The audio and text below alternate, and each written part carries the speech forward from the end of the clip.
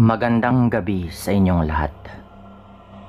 Ibabahagi ko lang itong naging karanasan namin ng aking asawa noong 2001 dito sa isang probinsya na sakop ng Kabisayaan. Siya nga pala, tawagin niyo po akong Gino, at ang asawa ko naman ay itago na lang natin sa pangalang Jessa. Dahil bagong kasal po kami noon, may tuturing kong sabik po talaga kami. Hindi lamang sa isa't isa, kung hindi pati na rin sa pagkakaroon ng anak. Palibhasa, ilang taon na lamang noon ay lampas na sa kalendaryo ang aming mga edad. At ayon nga sa aming kakilala, mahirap na raw yung magbuntis kapag lumagpas na sa 30. Bunsod po nito, sinusubukan naming dalawa ni Jessa yung makabuo. Isang araw, nagkaroon kami ng magandang balita dahil nagpositibo nga siya sa kanyang pregnancy test. Ipinangako ko po noon sa aking sarili na mas aalagaan ko nga siya, lalo dahil magkakaroon na nga kami ng anak.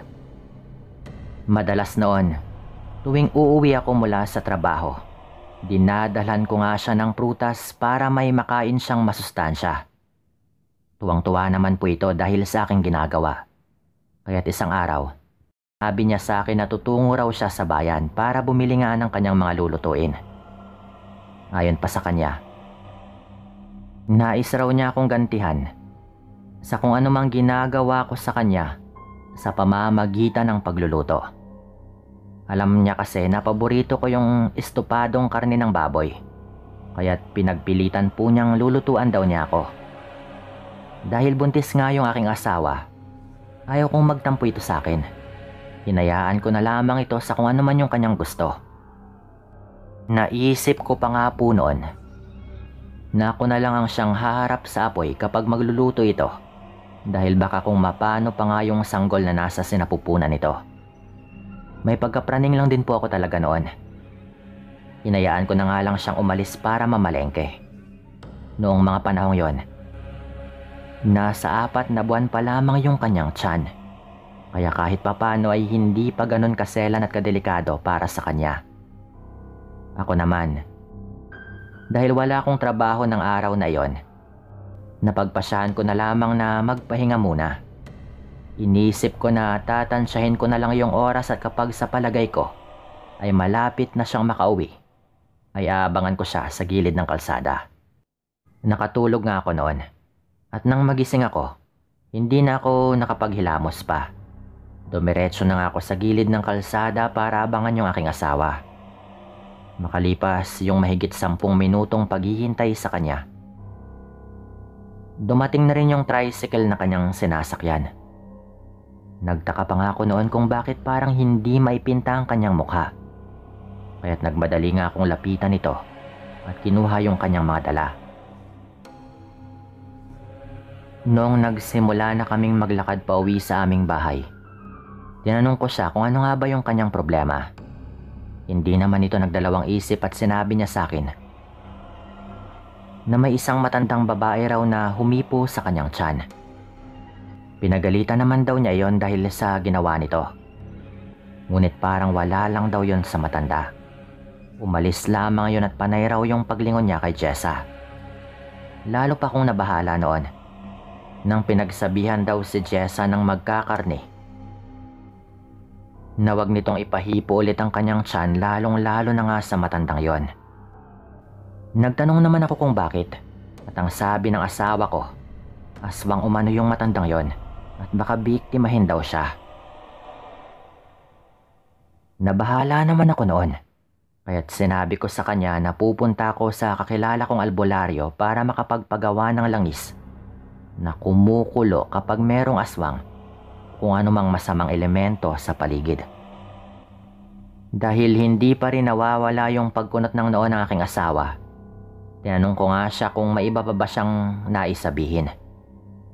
Noong una ay nag-aalangan ito, ngunit nang pilitin ko siya, ay nagwika na rin siya kalaunan. Ayon pa nga sa kanya, pagkatapos hipuin ng matanda yung kanyang tiyan, sumakit daw yon at parang naninigas. Lalo nga akong nabahala dahil doon. Kaya't sinabihan ko siyang bilisan namin nang sa gayon ay makauwi kaagad kami. Pagdating namin sa bahay, pinagpahinga ko na lamang yung aking asawa at ako na lang yung nagluto. Iniisip ko pa noon na kapag matapos na nga kami sa pagkain, ay tutungo na ako sa kakilala kong albularyo. Bali yung kakilala kong albularyong yon ay ama ng isa kong barkada, kaya't alam kong malaki yung maitutulong nito sa amin. Pagkaluto nga ng misis ko ay kumain na rin kami at sinabi ko na rin sa kanya yung plano kong pagpunta sa albularyo.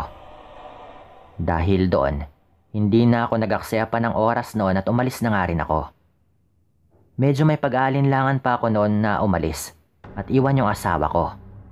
Pero dahil naisip ko ngang tanghali naman yon at wala namang mga aswang sa kanya kung sakali, ay pinagpatuloy ko na nga yung aking plano. Pumunta nga ako ng mga panahong yon sa bahay ng aking kaibigan at nanghingi ako ng tulong sa kanyang amang albularyo. Sinabi ko sa kanya na nais ko sanang manghingi kung meron man siyang langis na bumubula kapag merong aswang sa paligid. At hindi naman ako tinanggihan ng ama ng aking kaibigan. At binigyan nga nito ako ng isang bote na naglalaman ng langis kung saan nga may nakababa doon na iba't ibang mga ugat. Nagpayo pa nga yung albularyo sa akin na kung maaari daw ay huwag kong higpitan yung pagkakatakip sa bote dahil baka sumabog daw yon. Nagpasalamat naman ako sa kanya at matapos yon ay nagpaalam na rin akong uuwi. Subalit, bago ako tuluyang makaalis, nagwika pa yung albularyo na kung may problema raw kami, wag lang akong mag-atubiling manghingi sa kanya ng tulong. Muli nga akong nagpasalamat dito at tuluyan na ring umalis at naglakad na rin pa uwi ng bahay. Habang naglalakad, may napansin akong isang matanda na patungo sa aking direksyon. Matandang babae. At dahil medyo malayo pa nga ito sa akin noon, hindi ko masyadong makita ang kanyang mukha. Noong mga sandaling yon, naisipan kong itago sa aking bulsa yung bote na merong lamang langis at nagpatuloy lang sa paglalakad. Nung nagkasalubong na nga po kami, sa hindi ko malamang dahilan, ay parang naging galit po yung kanyang mukha. Sinigawan niya ako bigla at kita kong nanlisik yung kanyang mga mata. Ako naman, dahil inisip ko na baka may saltik lamang sa utak yung matanda, hindi ko na lamang pinatulan pa at dumiretso lang ako sa aking paglalakad. Makalipas po noon yung ilang minuto, ganoon na lang yung pagkagulat ko dahil basang-basa yung aking suot na pantalon. At sobrang init po nun. At kinuha ko na lamang yung langis na nasa aking bulsa. Noong tingnan ko nga po yon, nagulat ako dahil kumukulo po yon at umaapaw. Dahil doon, lalo ko pang niluwagan yung takip nun at napalingon na lang ako sa matandang nakasalubong ko nang makita kong lalo pang umapaw yung langis. Muntikan ko pa nga po noong mabitawan yung bote. Pero tiniis ko po yung init nito. Ganoon na lang yung gulat ko noon dahil nang mapalingon ako sa matanda, bigla na lang po itong nawala. Hindi ko alam kung saan na nga ba ito nagtungo. Pero nagsimula nang lumakas yung kabog ng aking puso. Naisip ko nga po noon yung asawa ko. Kaya't minabuti ko nang bilisan yung pag-uwi sa aming bahay. Pagkarating ko sa aming bahay, naabutan ko nga yung asawa ko na nakahiga sa sahig habang hinahawakan yung kanyang tiyan. Agad ko siyang nilapitan at tinanong kung ano nga bang nangyari at napamura ko noong malaman ko kung ano nga ba yung nangyari noon noong wala ko. Ayon sa kanya, pinasok daw siya ng matandang babae na siyang humipo ng kanyang tiyan sa palengke. Lumakas po noon agad yung kabog ng dibdib ko at may kung anong kutob ako. Sinabi ko sa kanya na ilarawan yung matanda at muli akong napamura noong tumugma nga yung paglalarawan nito sa matandang pumasok sa bahay namin at yung matandang nakasalubong ko. Ayon pa nga sa kanya, hinipo daw ulit ng matanda yung kanyang tiyan at habang ginagawa daw niya iyon, ay naglalaway pa raw siya na parang may kung anong inuusal na hindi maintindihan ng asawa ko. Hindi ko alam kung ano yung aking gagawin noon. Gusto kong habulin yung matanda.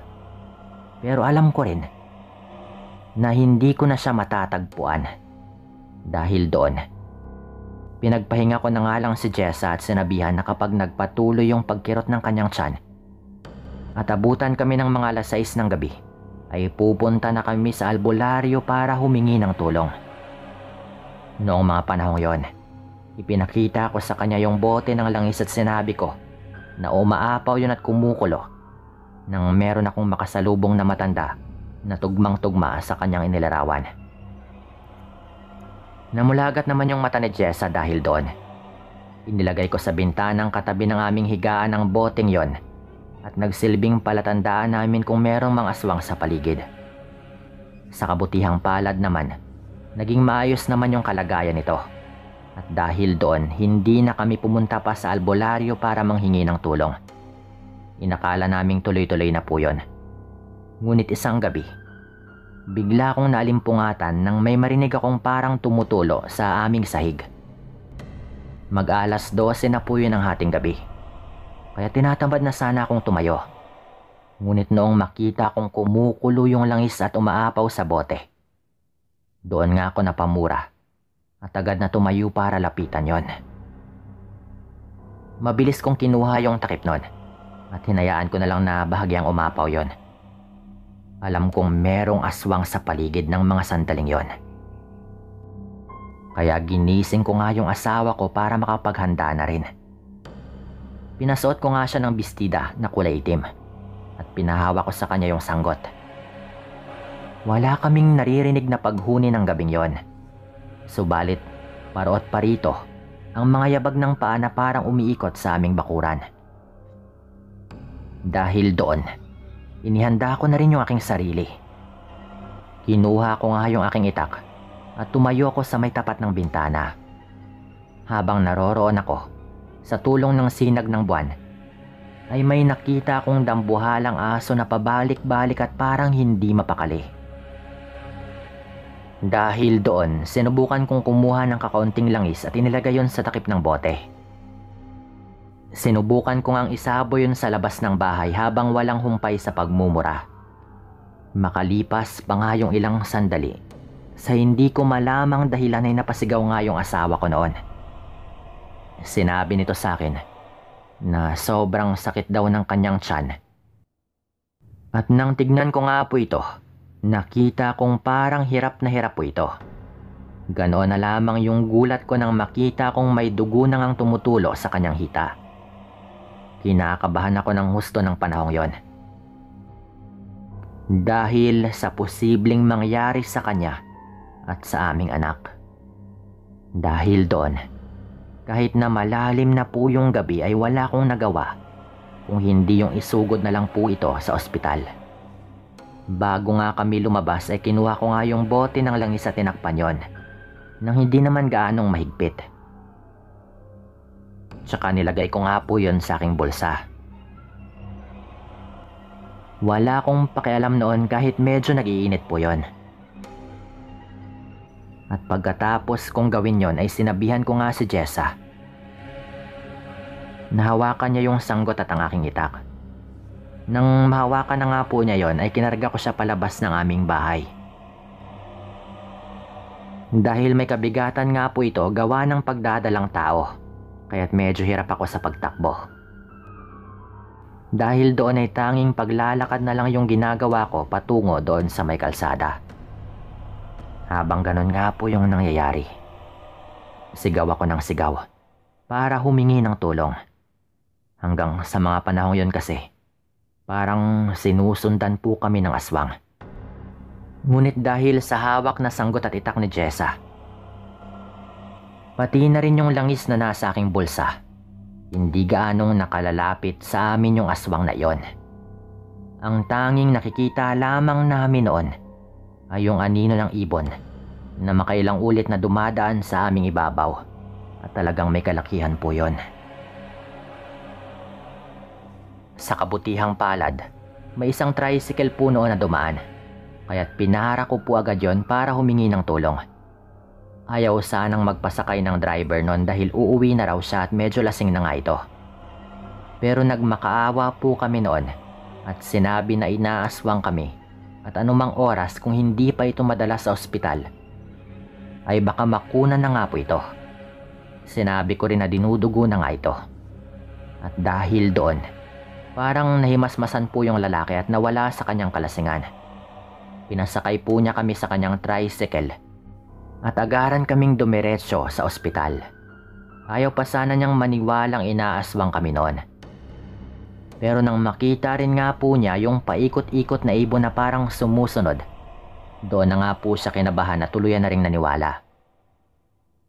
Noong nasa ospital kami, nagpasalamat po kami sa lalaking yon dahil napakalaking tulong po yung kanyang ginawa. At dahil sa kanya, ay nailigtas po yung sanggol na nasa sinapupunan ni Jessa.